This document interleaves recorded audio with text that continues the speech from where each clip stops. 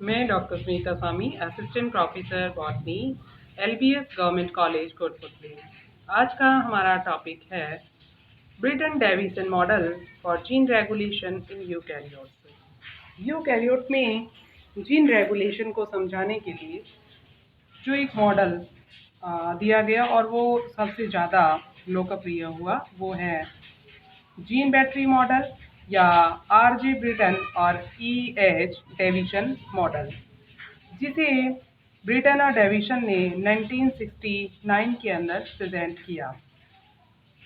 इसे gene battery model भी कहा जाता है और जीन बैटरी मॉडल कहने का जो कारण है वो ये है कि कुछ स्ट्रक्चरल जीन्स होते हैं जो कि एक सेंसर साइट के द्वारा जो है वो कंट्रोल किए जाते हैं। इस वजह से इसे बैटरी जो है टर्म दिया गया। और कई बार ये देखा गया कि जब बहुत बड़े चेंज की आवश्यकता होती है तो उस वक्त बहुत सारे जो जीन्स के सेट हैं उन्हें एक्टिवेट करने की आवश्यकता होती है।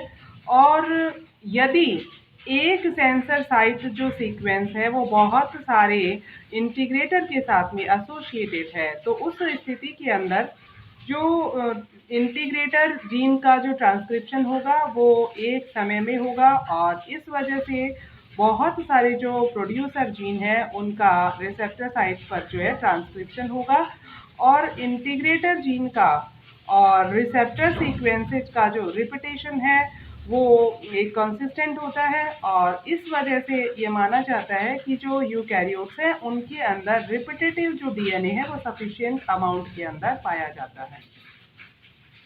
ब्रिटन डेविसन मॉडल के अंदर कुछ जो है सीक्वेंसेस पाई जाती है या इसके अंदर जो है वो 4 अलग अलग सीक्वेंस है। वो सेंसर साइट है और इंटीग्रेटर जीन है, रिसेप्टर जीन है और प्रोड्यूसर जीन है। जैसे सेंसर जीन है उसे S से जाना जाता है और इंटीग्रेटर जीन को I से, रिसेप्टर जीन को R से, प्रोड्यूसर जीन को जो है वो P से डिनोट किया जाता है।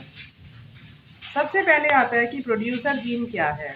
जो प्रोड्यूसर जीन है उसको ऑपेरोन, जो प्रोकैरियोट्स के अंदर ऑपेरोन होता है, उसके स्ट्रक्चरल जीन के जो है वो कंपैरेटिवली माना जाता है, जो कि ट्रांसक्रिप्शन के पश्चात प्रोटीन ट्रांसलेशन के द्वारा प्रोटीन सिंथेसिस का कार्य करता है। जो रिसेप्टर साइट है उसे बैक्टीरियल ऑपेरोन के अंदर जो है ऑपरेटर जीन के समकक्ष माना जाता है और ये माना जाता है कि ये जो प्रोड्यूसर जीन है उसके एडजेसेंट ही स्थित रहता है। देन आता है इंटीग्रेटर जीन। जो इंटीग्रेटर जीन है उसका ये कार्य होता है कि जैसे प्रोकैरियोटिक जो ऑपेरोन होता है उसके रेगुलेटर जीन के समान ये माना जाता है और ये किसी रिसेप्टर जीन के एक्टिवेशन के लिए जो है वो जिम्मेदार होता है। एक एक्टिवेटर जो है वो डायरेक्टली या इनडायरेक्टली आरएनए के द्वारा जो है प्रोटीन सिंथेसिस के लिए जो रिसेप्टर जीन होता है उसको एक्टिवेट करके उसको जो है वो क्रियाशील बनाए रखने का कार्य करता है। सेंसर साइट, जो सेंसर साइट है उसका काम होता है कि जो इंटीग्रेटर जीन है उसकी एक्टिविटी को रेगुलेट करने का काम करता है। और जब भी ट्रांसक्रिप्शन होता है तो जो सेंसर साइट है उसका एक्टिवेशन होना जरूरी है और सेंसर साइट जो है वो रिकॉग्नाइज किए जाते हैं कुछ एजेंट के द्वारा, जैसे कि हार्मोन्स हैं या फिर कुछ प्रोटीन्स हैं उनके द्वारा, जो कि जीन एक्सप्रेशन के पैटर्न को वो चेंज कर सकते हैं। जैसे हार्मोन प्रोटीन जो कॉम्प्लेक्स हैं या फिर जो ट्रांसक्रिप्शन फैक्टर्स हैं उनके द्वारा इन्हें क्या किया जाता है, रिकॉग्नाइज किया जाता है। और इस वजह से क्या होता है कि जो जीन रेगुलेशन है उसके अंदर परिवर्तन चेंज हो सकता है। इसी इन जो चारों कॉम्प्लेक्सेस के द्वारा जो है वो जीन बैटरी मॉडल का फॉर्मेशन होता है और ये सारी सीक्वेंसेस जो है मिलकर के आरएनए सिंथेसिस के लिए जरूरी होते हैं। इसके अंदर जो है वो रिडंडेंसी दिखाई गई है कि कुछ जो प्रोड्यूसर और रिसेप्टर जो जीन्स हैं उसके अंदर, रिसेप्टर जीन के अंदर किस तरह से जो है वो कुछ रिसेप्टर सीक्वेंसेस का रिडंडेंस हो गया है। अब जो है, जो इंटीग्रेटर जीन है उन या फिर जो समाकलन जीन है उनका किस तरह से जो है अपहासन या इन रिडंडेंसी जो है वो हो गई है। उसके बाद में आता है कि ब्रिटन डेविसन मॉडल से क्या कंक्लूजन्स निकलते हैं। वो ये है कि जो प्रोड्यूसर है और जो इंटीग्रेटर जीन है, ये वो सीक्वेंसेस होती है जो कि आरएनए सिंथेसिस के लिए ज़रूरी होते हैं। उसके बाद में है कि रिसेप्टर और सेंसर साइट वो सीक्वेंसेस होती है जो कि केवल आरएनए सिंथेसिस के समय रिकग्नाइजेशन का काम करती है। और ये माना गया है कि जो रिसेप्टर साइट है और जो इंटीग्रेटर जीन है उनकी संख्या रिपीटेड हो सकती है। और अगर इनकी संख्या रिपीटेड होती है तो बहुत सारे जो जीन्स हैं उनकी एक्टिविटी एक ही कोशिका में एक साथ जो है वो कंट्रोल हो सकती है। अब ये माना गया है कि यदि जो इंटीग्रेटर और रिसेप्टर जीन के जो सीक्वेंसेस हैं आरएनए सिंथेसिस में योगदान तो वो नहीं कर पाते हैं, लेकिन वो पहचान जैसे कर लेते हैं। और एक से ज़्यादा जो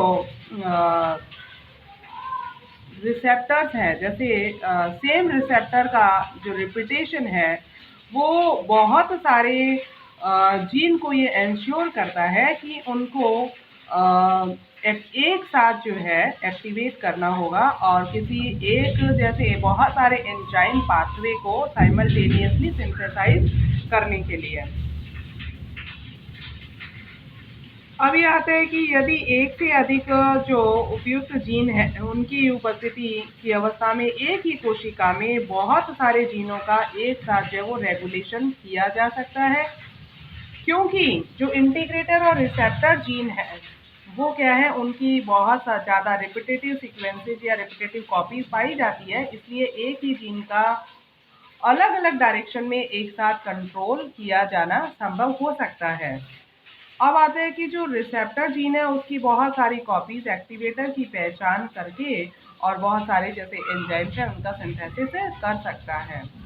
कि प्रोड्यूसर जीन में बहुत सारे इंटीग्रेटर जीन और बहुत सारे रिसेप्टर जीन होते हैं, इस वजह से उनका एक्टिवेटर के लिए रिस्पॉन्स प्रदर्शित करना जरूरी हो सकता है। अब यह कि एक साथ एक ही मतलब जो सेंसर साइट है उसके ऊपर जो है बहुत सारे जीन इंटीग्रेट होकर के रहते हैं, तो इसलिए इस टोटल को क्या बोला जाता है, बैटरी भी कहा जाता है। Thank you.